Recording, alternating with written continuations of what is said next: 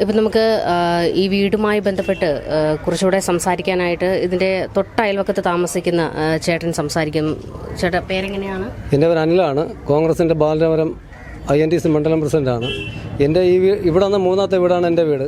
രാവിലെ ഞാൻ 5:30 പാല് വാങ്ങിക്കാൻ അപ്പോൾ തൊട്ടപ്പുറത്തെ വീട്ടിൽ പാല് വാങ്ങിക്കാൻ പോകുമ്പോഴാണ് ഇവിടെ ഒരാൾക്കൂട്ടം കാണുന്നത്. അപ്പോൾ ചോദിച്ചപ്പോൾ ഇങ്ങനെ കുട്ടി മിക്സിങ് ആണെന്നാണ് അമ്മ എൻ്റെ അടുത്ത് ഇങ്ങനെ സംസാരിച്ചത്. അവരുടെ കുട്ടിയുടെ അമ്മാമ്മയുടെ അടുത്ത് ചോദിച്ചപ്പോഴും അവർ പറഞ്ഞതെന്ന് വെച്ച് കഴിഞ്ഞാൽ കുട്ടിയെ മകള് പുറത്തിറങ്ങിയപ്പോൾ അച്ഛൻ്റെ അടുത്ത് കടത്തിയിട്ട് പുറത്ത് പോയി, മകളുടെ കുഞ്ഞിൻ്റെ ശബ്ദം മാത്രമേ കേട്ടുള്ളൂ എന്ന് പറഞ്ഞു. അപ്പോൾ ഞാൻ പറഞ്ഞു ഇവിടെ ആരെങ്കിലും കണ്ടതായിട്ടുണ്ടോ എന്ന് ചോദിച്ചപ്പോൾ അമ്മാമ്മയുടെ ഒരു വൈരുദ്ധ്യം എന്ന് വെച്ച് കഴിഞ്ഞാൽ അവരാദ്യം പറഞ്ഞത് ഈ ചെറുമോള്, അതായത് മൂത്ത കുട്ടി ആരെയോ പുറത്തുനിന്ന് ഒരാളിൻ്റെ സൗണ്ട് കേട്ടതായിട്ട് പറഞ്ഞു എന്ന് പറഞ്ഞു. അപ്പോൾ ആ ബാക്കിൽ കൂടിയാണ് കണ്ടതെന്ന് പറഞ്ഞു. ഞങ്ങൾ എന്ത് ചെയ്തു, അപ്പോൾ തന്നെ SHO വന്നു, ബാലരാമപുരം SHO വന്നു. അദ്ദേഹം വന്ന് പിന്നെ ഞങ്ങൾ അമ്മ പറഞ്ഞ കാര്യങ്ങളെല്ലാം ഡീറ്റെയിൽ അദ്ദേഹത്തിൻ്റെ അടുത്ത് പറഞ്ഞു. അദ്ദേഹം ഇവിടെ വന്ന് ഇവരുടെ കാര്യങ്ങൾ ചോദിച്ചു. ഞങ്ങൾ ബാക്കിൽ അവിടെ പോയിട്ട് ബാക്കിലൊരു വീട്ടിൽ ക്യാമറയുണ്ട്, അവരെ വീട്ടിൽ പോയി അവിടെ പരിശോധിച്ചു. അങ്ങോട്ടാരും പോയിട്ടില്ല. ഇവിടെ റെസിഡൻസ് അസോസിയേഷൻ്റെ ഒരു ക്യാമറയുണ്ട്. ഇവിടെ നിന്ന് പുറത്തുനിന്നുള്ള ഒരാൾ വരാൻ ചാൻസ് ഇല്ല എന്നുള്ളത് നമ്മൾ പൂർണ്ണമായിട്ടും നമ്മൾ നേരത്തെ തന്നെ പോലീസായിരുന്നാൽ നമ്മൾ നാട്ടിലുള്ളവരെല്ലാം മനസ്സിലാക്കി കഴിഞ്ഞു. കാരണം അത്രത്തോളം നമ്മൾ അങ്ങോട്ടും ഇങ്ങോട്ടൊക്കെ പോയി എല്ലാവരും അന്വേഷണം നടത്തി. നേരത്തെ നമുക്ക് സംശയമായിട്ടുള്ളൊരു ദുരീകരണം ഉണ്ടായി. കാരണം പുറത്തുനിന്ന് ഒരാൾ വരേണ്ട സാഹചര്യമില്ല. 5:15 തന്നെ നാട്ടിലുള്ള എല്ലാ പേരും ഏകദേശം ഇവിടെ കൂടി നിൽക്കുന്ന ഒരു ജംഗ്ഷനുമാണ്. അപ്പോൾ അങ്ങനത്തെ ഒരു സാധ്യത നമ്മൾ നേരത്തെ മുഖവിലേക്ക് എടുത്തില്ല. അപ്പോൾ അന്വേഷണം നമ്മൾ DSP വന്ന ഉടനെ തന്നെ അദ്ദേഹം കാര്യങ്ങളെല്ലാം ചോദിച്ച് മനസ്സിലാക്കിയിട്ട് പറഞ്ഞു നമുക്ക് കിണറൊന്ന് പരിശോധിക്കണം, ഉടനെ തന്നെ അതിൻ്റെ സംവിധാനം ഏർപ്പെടുത്തണമെന്ന് പറഞ്ഞ് ഉടനെ തന്നെ ഫയർഫോഴ്സ് വന്നു. അപ്പോഴാണ് ഇതിൻ്റെ കാര്യത്തിൻ്റെ യഥാസ്ഥിതി മനസ്സിലാക്കുന്നത്. അത് പോയിട്ടൊരു 3 കുഴ അവിടെ ഇട്ടിട്ടുണ്ട്. പിന്നെ അത് തൂങ്ങാൻ വേണ്ടിയിട്ടാണോ, പിന്നെ ഇനി അന്വേഷണത്തിൻ്റെ കേസിന് എന്തെങ്കിലും വൈരുദ്ധ്യം വരുത്തിക്കാനാണോ എന്നുള്ളത് ഞങ്ങൾക്ക് വ്യക്തതയില്ല. പക്ഷേ അത് ബലപ്പെടുന്ന രീതിയിലല്ല, ചെറിയൊരു പൈപ്പിലാണ് കെട്ടിയിരിക്കുന്നത്.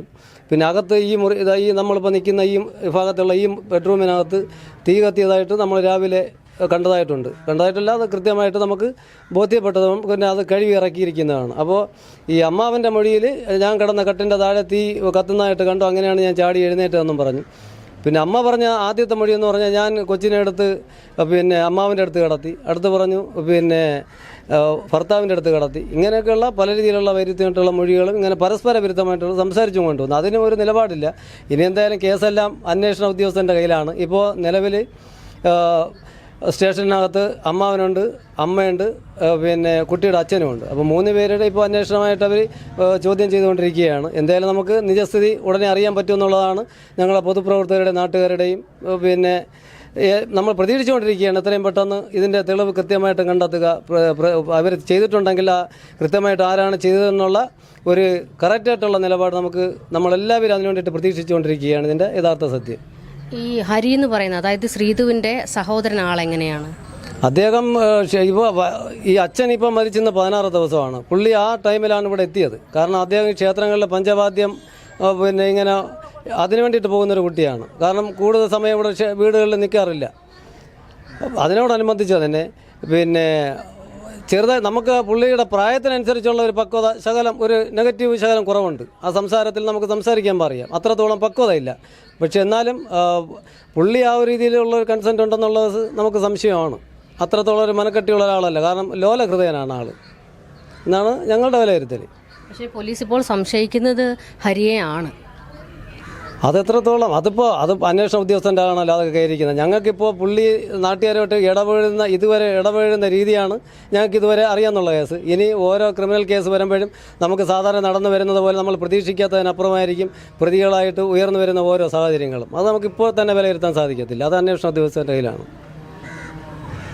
എന്തായാലും ഇപ്പോൾ ഹരിയുമായി ബന്ധപ്പെട്ട് ദുരൂഹത ശക്തമാകുന്നുണ്ട്. ഹരി തന്നെയാണ് കൊലപ്പെടുത്തിയത് എന്നുള്ള വിവരങ്ങളൊക്കെ പുറത്തേക്ക് വരുമ്പോഴും ഹരിയെക്കുറിച്ച് ഇവിടുത്തെ നാട്ടുകാർക്കും പറയാനുള്ളത് അധികം പുറത്തേക്കൊന്നും ഇറങ്ങാത്ത ഒരാൾ തന്നെയാണ് ഹരി. എന്തോ ഒരു മാനസിക ബുദ്ധിമുട്ട് അദ്ദേഹത്തിനുണ്ട് എന്ന് ചില അടുത്തുള്ള ചിലരും പറഞ്ഞിരുന്നു. പക്ഷേ തുടക്കത്തിൽ ശ്രീധുവുമായി ബന്ധപ്പെട്ട് ശക്തമായ ആരോപണം ഉയർന്നു നിന്നിരുന്നു. ശ്രീധുവിൻ്റെ അതായത് സാമ്പത്തിക പ്രതിസന്ധികൾ ഒക്കെ തന്നെ വളരെ വലിയ ചോദ്യം ഉയർത്തിയതുമാണ്. ഇത് മാത്രമല്ല, ശ്രീധു പലയിടത്തു നിന്നും ഒരുപാട് കടം വാങ്ങിയിട്ടുണ്ട്. അതൊന്നും തിരികെ കൊടുക്കാതെ പലരെയും പറ്റിക്കുന്ന ഒരു സമീപനമൊക്കെ തന്നെ ഉണ്ടായിട്ടുണ്ട്. അപ്പോൾ ആദ്യം ശ്രീധുവുമായി ബന്ധപ്പെട്ട് സംശയം ഉയർന്നു. പിന്നിപ്പോൾ ഹരിയിലേക്ക് തന്നെ കാര്യങ്ങൾ എത്തുന്നു. ഹരി തന്നെയാണ് ഇത് ചെയ്തത് എന്ന് പുറത്തേക്ക് വിവരങ്ങൾ എത്തിക്കഴിഞ്ഞു. എന്തായാലും പോസ്റ്റ്മോർട്ടം വന്നതിന് ശേഷം മാത്രമേ കുഞ്ഞിന് എന്താണ് ശരിക്കും സംഭവിച്ചത് എന്ന് വ്യക്തമാകുകയുള്ളൂ. ഇതിൽ ഇപ്പോഴത്തെ ഏറ്റവും പ്രധാനപ്പെട്ട ഒരു പോയിന്റാണ് ആ മൂത്ത കുട്ടി. ആ കുട്ടി എന്തോ ഒരു ശബ്ദം പുറത്ത് കേട്ടു, അതും കിണറിൻ്റെ ഭാഗത്ത് അങ്ങനെ ഒരു ശബ്ദം കേട്ടു എന്ന് പറയുന്നുണ്ട്. അങ്ങനെയാണെങ്കിൽ എന്തുകൊണ്ട് കുഞ്ഞ് മിസ്സിംഗ് ആണ് എന്നറിഞ്ഞപ്പോൾ തന്നെ ഇവർ ആ കിണറിൻ്റെ അവിടെ പരിശോധന നടത്തിയില്ല? പോലീസ് വരുന്നത് വരെ എന്തിനങ്ങനെ കാത്തുനിന്നു?